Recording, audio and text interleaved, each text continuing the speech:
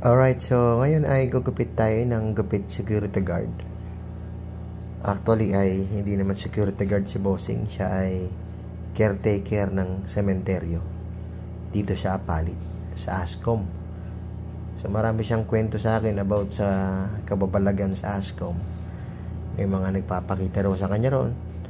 Meron daw na may nagsasalita, may sumisigaw. Minsan naman ay tao, hanggang talagang tao na tumitira sa loob ng isang lugar doon sa ASCOM, doon sa libingan ng patay. So yung iba ay siyempre akala niya magnanakaw, yung iba naman walang matulugan. Kaya yung iba daw gumagawa ng kababalagan doon sa kanyang pag-duty, paggabi lalo na.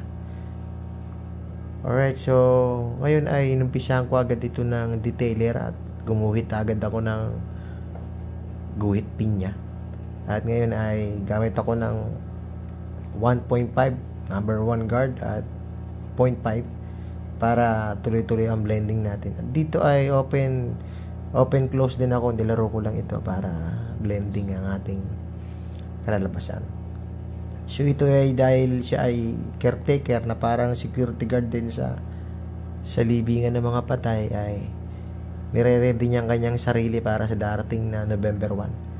Kaya daw siya yung nagpagupit. So gusto niya yung army cut or navy cut para daw pag nakita siya naka-duty, pagkamalan siyang militar, para maraming matakot sa kanya. Alright, so same process ako dyan sa kabila. So linis-linis lang ako at gumawa na ako dito ng Davis cut. Gusto rin ni kuya ay malinis ang kanyang harapan. Tinanggal natin yung mga baby hair, old hair. Ano ba? Ang matanda niyang buhok sa harapan. So ay ganda ng forma ng gupit na ni kuya, oh. Parang militar na talaga siya, no? Oh. So tumabas-tabas lang din ako dyan sa gilid para kinunti-kunti ko lang. Sarap kasi magkwento ni kuya, yung mga naranasan niya sa loob ng sementeryo. Si kuya ay hindi takot sa anumang masamang bad spirit na yan, at siya ay palaban, ano? Mas kinakatakutan daw niya ang mga buhay kaysa sa mga patay. So tama nga naman yun, ano? Yun ay biblical na prinsipyo. So shoutout sa iyo, kuya. Ayun, gupit niya ngayon, no? Ganda, taas niyan. So papasinin niyo yung guhit ng kanyang bandang taas ng kanyang buhok, parang may itim, ano? Yun ay normal sa kanyang buhok. Parang iba ang timpla ng buhok niya. Parang natural lang itim na yun, ano? So ayan, ang ganda ng gupit ni tatay, oh. Pang security guard talagang dating.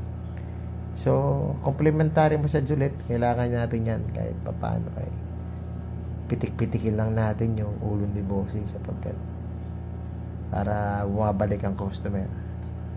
So konting massage lang yan, konting hipo-hipo, konting pisil-pisil para naman relax si Bossing.